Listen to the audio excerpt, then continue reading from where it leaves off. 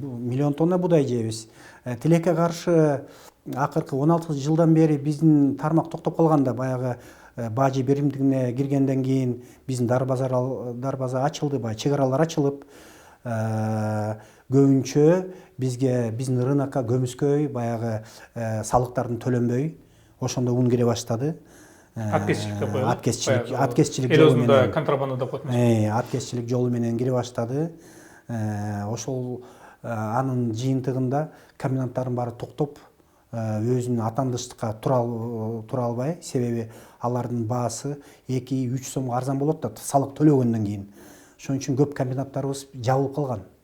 2014-жылы бизде 65 комбинат бар болчу. 2020-жылы март айында бизде карантин болгондо 7 комбинат иштеди да. Ошол үчүн бизде ун жетишпей, аябай тартыш болду ошол март айындачы 2020-жылы. Анткени 7 комбинат бул Кыргызстандын баарын бага албайт, бул жеткире албайт да, анчанычы. Өндүрүшү жетишпейт. Өндүрүш көлөмү жетишпейт да.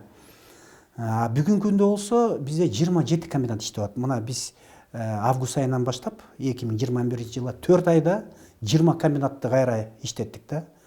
Анын себеби министрлер кабинетинин бизге колдонуусун көрсөттү да. Биз демилге кылып ушундай бизди бир шартка койгула, ошонтип келип аткан ундар менен бир шартка койгула, баабыз бир болсун, атандаштыкка биз туруктуу бололук деп ошону талап кылганбыз. Анан Жапаров Акылбек Усенбековичке кайрылганбыз, ал экономиканын министри болчу. Ал август айында ал бизди колдоп, алдына ала ошондой чара көрүштү да. Бул менен ошо колдогондо кандай жол менен колдонду? Бул сырттан импорттолгон будай, анан жергиликтүү будайды алып иштеткенде кошумча нарк салыктын ставкасын 0 кылган, унду сатканда дагы 0 ставка менен да.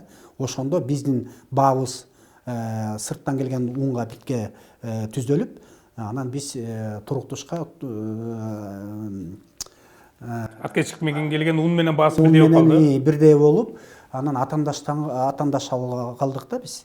Ошон үчүн комбинаттардын көп баягы мурунку жоготкон иш орундарын кайра топтоп, мына бүгүнкү күндө айтып кетсек, натыйжасы аябай жакшы деп айтсак болот да.